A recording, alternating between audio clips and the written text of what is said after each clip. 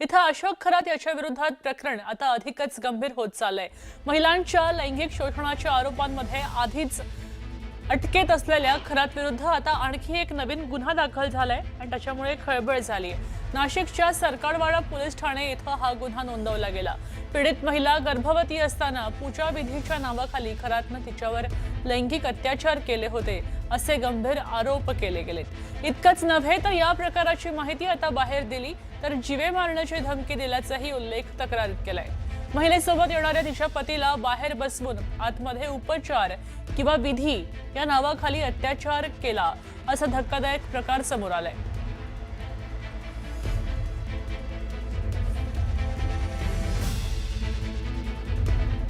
तर आता हा भोंदू अशोक खरात प्रकरणातला एसआयटी चौकशीचं स्थळ बदललं गेलंय।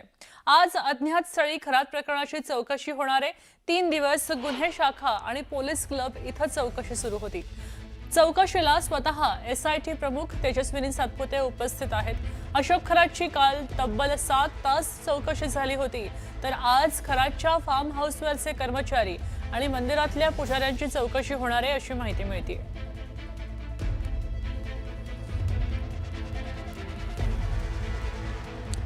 भोंदू खरात प्रकरणाला राजकीय रंग देऊ नये असं परखड मत मुख्यमंत्री फडणवीसांनी व्यक्त केलंय। ज्या महाविकास आघाडी सरकारच्या काळामध्ये खरातच्या संस्थेला नियम बाजूला सारत पाणी दिलं होतं त्यांनी याचं राजकारण करणं योग्य नाही असा टोलाही त्यांनी लगावला। तसंच रुपाली चाकणकर खरातला गुरुस्थानी मानत होत्या, त्याच्यामुळे खरातच्या अटकेनंतर चाकणकरांनी त्या पदावर राहणं योग्य नसल्यानंच त्यांनी राजीनामा दिल्याचंही मुख्यमंत्र्यांनी स्पष्ट केलं। खरात प्रकरणी आता अनेक महिला पुढे येत आहेत आणि पोलीस दलातल्या वरिष्ठांकडून याची गांभीर्यानं चौकशी सुरू आहे असं त्यांनी सांगितलंय। बघा, हवेत बोलणं याला काही अर्थ नाही। खरात यांचं प्रकरण अत्यंत गंभीर आहे। ते आम्ही इंटेलिजन्सच्या आधारावर आम्हीच त्याचा भांडाफोड केलेला आहे आणि आता हळूहळू याची आम्हाला कल्पना होती की लाजेखातर किंवा सामाजिक दबावामुळे महिला एकदम पुढे येत नाहीत, म्हणून अशा प्रकारचे जे काही विक्टिम्स आहेत त्या विक्टिम्सला धीर देऊन, त्यांच्या घरच्यांना धीर देऊन त्यांना समोर आणण्याचा प्रयत्न चाललेला आहे। या संपूर्ण प्रकरणाची अत्यंत वरिष्ठ स्तरावर मॉनिटरिंग होते आहे। स्वतः डीजींना मी सांगितलेलं आहे की त्यांनी याचं मॉनिटरिंग करायचं आहे। नाशिक सीपी आणि एसआयटी मिळून या ठिकाणी हे काम पूर्ण करत आहेत आणि मला असं वाटतं की या संदर्भात कुठल्याही परिस्थितीत कोणालाही स्पेअर केलं जाणार नाही। आता याला राजकीय रंग देण्याचा काही प्रयत्न चाललेला आहे। कोणाजवळ काही पुरावा असेल तर त्यांनी तो निश्चित आणून द्यावा, त्याच्यावरही कारवाई होईल। पण विनाकारण प्रत्येक गोष्टीला केवळ राजकीय रंग। आता अनेक लोक जायचे, विरोधी पक्षाचे कोण कोण गेले त्यांचे मी पुरावे देऊ शकतो। माझ्याकडे सर्वात जास्त तर माझ्याकडे पुरावे आहेत याचे, पण ते पोलिसांकडे आहेत, ते पोलिसांचं काम आहे, ते माझं काम नाही आहे। त्यांना खरातांना भेटणाऱ्यांपैकी कोणाचं इन्व्हॉल्वमेंट असेल तर कारवाई होईल, पण कोणी भेटलं आहे अशा याच्यावर जर कारवाई आपण करायला लागलो तर मला असं वाटतं की मग तुम्हाला माहिती आहे की कोण कोण काय काय कसं कसं करायचं। आता ज्या महिलांचे फोटोसह त्यांच्या विरोधकांकडून राजीनामे मागितले जात आहे, मग मी पुन्हा प्रश्न विचारतो तुम्हाला की ते तर ठीक आहे, कोणी कुठे भेटलं, कोणासोबत फोटो आहे, काय आहे, या तर गोष्टी असतात, कोणी कोणासोबत फोटो असू शकतो। पण ज्यांनी मंत्रिमंडळाची विशेष बैठक बोलवून 40 किलोमीटर दुरून त्यांना पाणी दिलं त्यांना काय शिक्षा द्यायची? आणि मंत्र्यांबद्दल बोलणारे त्यांच्याबद्दल का चूप आहेत? तिथे तोंडाला कुलूप का लागतंय? सिलेक्टिव्ह का बोलताय? त्यामुळे काहींना केवळ राजकारण, आम्हाला राजकारणात इंटरेस्ट नाही आहे। आता अशोक खरात प्रकरणी तृप्ती देसाईने रुपाली चाकणकर यांच्यासोबत तडजोड केली असा गंभीर आरोप रुपाली ठोंबरे पाटील यांनी केलाय। तृप्ती देसाई यांच्याकडे याबाबतचा व्हिडिओ आधीच होता, मात्र तृप्ती देसाईंनी खरातच्या पत्नीशी आणि रुपाली चाकणकर यांच्याशी तडजोड केली असा आरोप रुपाली ठोंबरेंनी केलाय आणि यात कोट्यवधी रुपयांचा व्यवहार झाल्याचाही आरोप होतोय। या प्रकरणी देसाई यांचीही SIT चौकशी करावी अशी मागणी आता रुपाली ठोंबरे पाटील यांनी केली आहे।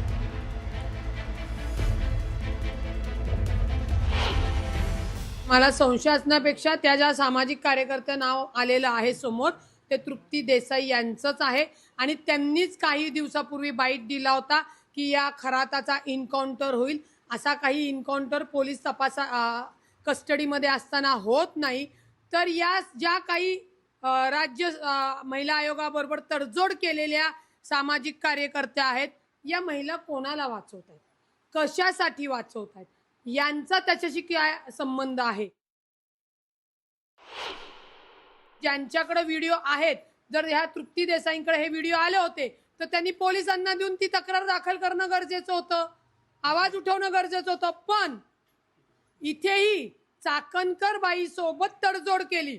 आता बोंधू बाबा अशोक खराताच्या वैयक्तिक विचाराशी कोणता संबंध नाही असं सांगणाऱ्या चाकणकर बाईंनी या विषयात तडजोड का केली, याचं उत्तर आहे का त्यांच्याकडं?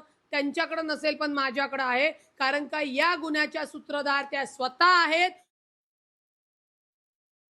भोंदू खरातच्या दरबारात जाणाऱ्या मंत्र्यांना आता सह आरोपी करा अशी मागणी खासदार संजय राऊतांनी केली आहे। मंत्र्यांना सह आरोपी केल्याशिवाय भोंदूगिरी थांबणार नाही असंही त्यांचं म्हणणं आहे। राऊत काय म्हणाले ते आपण ऐकूया। आमचे सत्ताधारी सहभागी होत असतील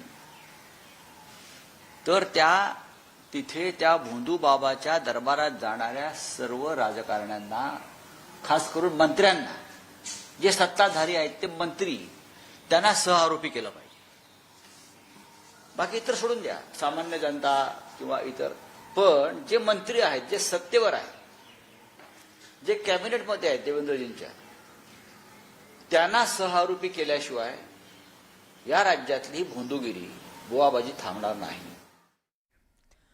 नांदेड शहरामध्ये एका मठात हरिगिरी दत्तगिरी महाराजांनं महिलेवर अत्याचार केलाय। लग्नाचं आमिष दाखवून हरिगिरीनं महिलेवर अत्याचार केला। हरिगिरी महाराजाला पोलिसांनी अटक केली आहे। जुलै 2025 पासून महिलेला लग्नाचं आमिष दाखवत 3 वेळा तिच्यावर अत्याचार केले अशी तक्रार पीडित महिलेनं केली आहे। आता या प्रकरणी काय कारवाई केली जाते हे पाहणं महत्त्वाचं ठरणार आहे। काल दिनांक 21 मार्च रोजी एक 47 वर्षीय महिला जी इतवारा भागातील एका मठामध्ये दर्शनासाठी जात होती आणि तिच्यासोबत तेथील एका 40 वर्षीय महाराजाने तिच्यासोबत संपर्क तयार केला आणि त्या संपर्कातून तुझ्याशी लग्न करतो असे म्हणून तिच्या घरी येऊन 1 वेळा व इतर 2 वेळा असे म्हणून 3 वेळा लैंगिक अत्याचार केलेला आहे आणि लग्नाचं आमिष दाखवलं आणि त्यानंतर काही दिवसांनी लग्न करण्यास नकार दिला म्हणून सदर महिलेने काल रोजी पोलीस ठाण्यात फिर्याद दिली। शिरोरच्या दहिवडी गावामध्ये 12 वर्षीय तरुणाची हत्या झाली आहे। या घटनेनंतर मृत तरुणाच्या कुटुंबियांनी आक्रमक भूमिका घेतली आहे आणि हत्या करणाऱ्या अक्षय मांजरेला फाशी द्यायची मागणी केली आहे। नराधम आरोपी हा बायसेक्शुअल आहे आणि लैंगिक अत्याचाराच्या प्रयत्नातनं त्यांनी हत्या केल्याचे समोर आलंय। दहिवडी ग्रामपंचायतीनं या आरोपीला कठोर शिक्षा द्यायची मागणी केली, तर ग्रामस्थांची आक्रमक भूमिका पाहून आरोपीच्या घरच्यांना सुद्धा पोलिसांची सुरक्षा दिलेली आहे।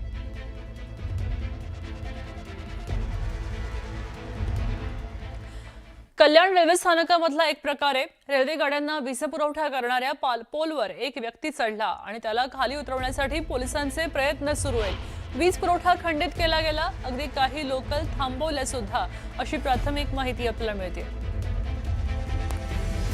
आपण पाहतोय ही दृश्य आहेत कल्याण रेल्वे स्थानकाजवळची। वीज पुरवठा करणाऱ्या पोलवर हा इसम चढला आणि त्याला वाचवण्यासाठी काही काळासाठी वीज पुरवठा खंडित केला गेला। बातमी परभणीतनं आहे। इथं महाविद्यालयीन तरुणाच्या बाईकवर स्टंटबाजी करतानाचा व्हिडिओ आता व्हायरल झालाय।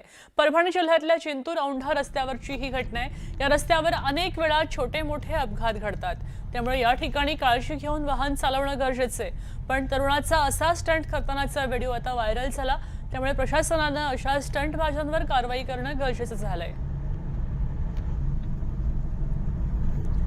रोहित शेट्टीच्या घरावरच्या गोळीबार प्रकरणी प्रदीप शर्माला 1 एप्रिलपर्यंत पोलीस कोठडी सुनावलेली आहे. प्रदीप शर्माला कालच पोलिसांनी ताब्यात घेतलं होतं. पोलीस प्रदीप शर्माचे गोळीबारातले आरोपीसोबत व्यावहारिक संबंध होते.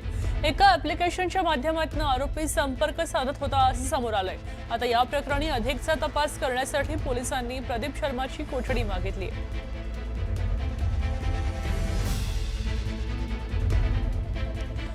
राज्यातले हॉटेल, ढाबे, उपहारगृह त्याचबरोबर औद्योगिक कॅन्टीन आणि अन्य प्रक्रिया दुग्ध व्यवसाय क्षेत्रासाठी दिलासादायक निर्णय घेतलेला आहे. केंद्र शासनाच्या निर्देशानुसार 20% अतिरिक्त व्यापारी LPG पुरवठा केला जाणार आहे, अशी माहिती राज्याचे अन्न, नागरी पुरवठा आणि ग्राहक संरक्षण मंत्री छगन भुजबळ यांनी दिली आहे. 20% वाटप जे आहे हे त्यांनी पुढील क्षेत्रांना द्यायचं आहे. त्यामध्ये हॉटेल, ढाबे, उपहारगृहे,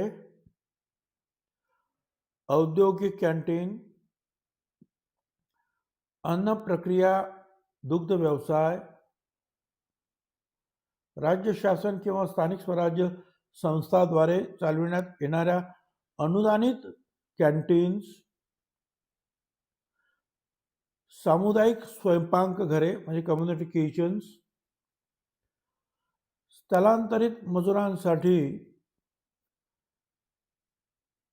5 किलो FTL अशा रीतीने वाटप करून त्याचा गैरवापर होणार नाही याची खात्री करण्यासाठी उपाययोजना करण्यात यावा.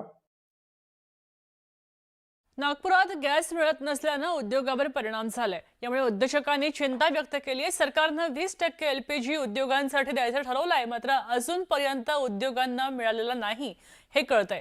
गॅस टंचाई अशीच राहिली तर फार्मास्युटिकल, फूड, मॅन्युफॅक्चरिंग उद्योग बंद व्हायची भीती व्यक्त केली जाते.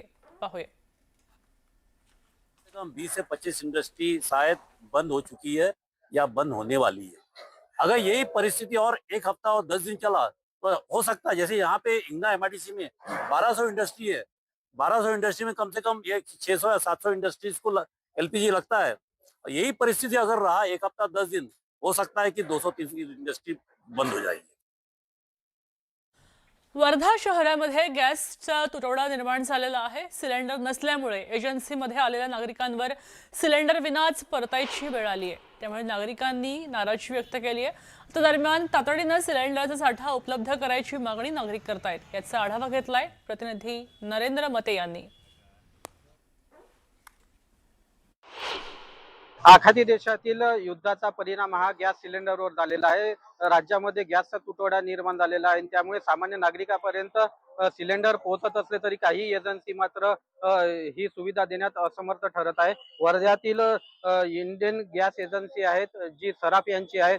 या गॅस एजन्सी मार्फत जे इंडियनचं जे सिलेंडर आहे ते पुरवठा केला जातं. मात्र या ठिकाणी जर आपण बघितलं तर स्टॉक नसल्याचा बोर्ड लावलेला आहे. त्यामुळे ग्राहकांना या ठिकाणी आल्या पावली परत जावं लागत आहे. त्यांना मोठा त्रास सहन करावा लागत आहे. विशेष म्हणजे ही गॅस एजन्सी पूर्वीपासूनच ग्राहकांना सुविधा देण्यात असमर्थ ठरली असल्याचा आरोप ग्राहकांकडून केला जात आहे. काय सांगाल कि आपको सिलेंडर नहीं मिला? सिलेंडर नहीं मिल रहा, ऑफिस बंद है, 4-4 बार आना पड़ रहा. उसके बाद में जब अपन नंबर लगा रहे तो नंबर कोई उठाने के लिए तैयार नहीं है. बहुत प्रॉब्लम जा रहा है. घर में सिलेंडर नहीं है. घर अपने को अभी स्टोव लाना पड़ा घर के लिए. उसके बाद में बहुत ही क्या बताए काय सांगाल चालू है. 8 दिवस 15 जरी नंबर लावला अजून सिलेंडर घरी बी नाही आला ना आम्हाला सिलेंडर नाही देऊन 15 दिन सिलेंडर नहीं मिल रहा. तुम्ही नोंदणी केली होती का? एका नोंदणी केली आहे ना, दाखवून दिली नोंदणी नोंदणी. कर रहे, सिलेंडर नहीं मिल रहा. एकंदरीतच पाहता नोंदणी केली असताना सुद्धा ही जी सराफ यांची गॅस एजन्सी जी आहे ग्राहकांना सिलेंडर प्रोव्हाइड करण्यात असमर्थ ठरली आहे. या गॅस एजन्सीवर आता पुरवठा निरीक्षक काय कारवाई करतो हे सुद्धा आता पाहावं लागणार आहे. नरेंद्र मते, न्यूज 18 मराठी, वर्धा. महाड तालुक्यामध्ये सध्या चोरट्यांचा सुळसुळाट झालाय. नाते गावात अर्थनग्न अवस्थेत अंगाला तेल लावलेला चोरटा CCTV कॅमेऱ्यामध्ये दिसला. चोरट्यांच्या या वावरामुळे आता आपण पाहतोय नागरिकांमध्ये भीतीचं वातावरण पसरलंय आणि याबाबत आता पोलिसात तक्रार दाखल केली जात नाही अशी नागरिकांची तक्रार आहे. चोरट्यांचा बंदोबस्त करावा अशी ही मागणी होतीये. पुण्याच्या लोणी काळभोर इथे पान सेंटरवर अंमली पदार्थ विरोधी पथकानं छापा टाकला. पानामध्ये अंमली पदार्थांचं मिश्रण करणाऱ्यांवर कारवाई केली आहे. या प्रकरणी पोलिसांनी कैलास मांढरे आणि अनुराधा मांढरे या दाम्पत्याला अटक केली. त्यांच्याकडनं संपूर्ण मुद्देमाल जप्त केला गेला. कडक फुलचंद या पानाच्या नावाखाली तरुणांना नशेच्या विळख्यात ओढण्यात येत होतं. या प्रकरणी पोलिसांकडनं अधिकचा तपास केला जातोय.